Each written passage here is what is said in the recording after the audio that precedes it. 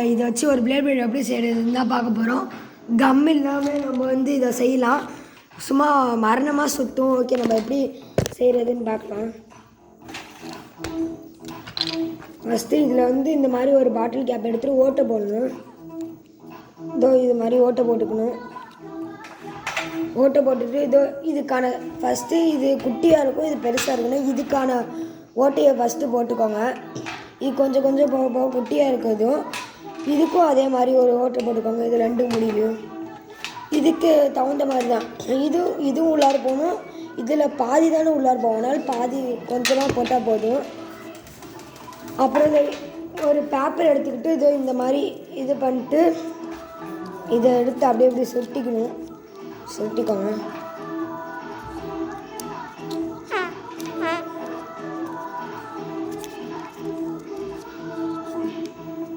பாருங்க, இதை இப்படி சுட்டிக்கோங்க.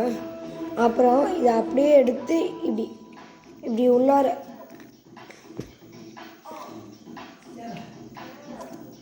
இப்படி செட் பண்ணணும்.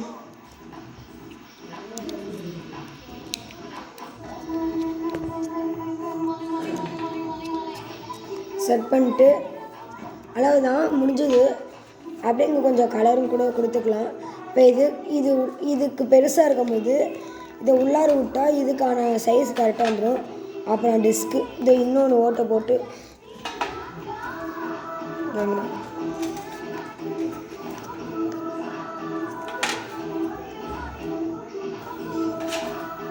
இந்த அளவு தான்.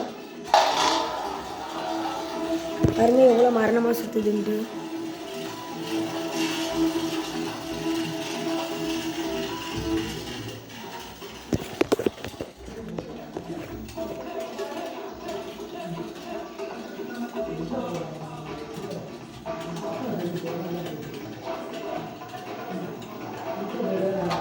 ஓகே, இதை அட்டாக்கிங் டைப்புக்கு மாற்றி பார்க்கலாம். அது வேறு ஒன்றும் இல்லை, ஒன்றும் கழட்ட வேணாம். இந்த நடுவில் இருக்கிறது மட்டும் கழட்டி இதை எடுத்து இது வழியாக சொருவிடணும். இப்போ இது கரெக்டாக இருக்கிறதும்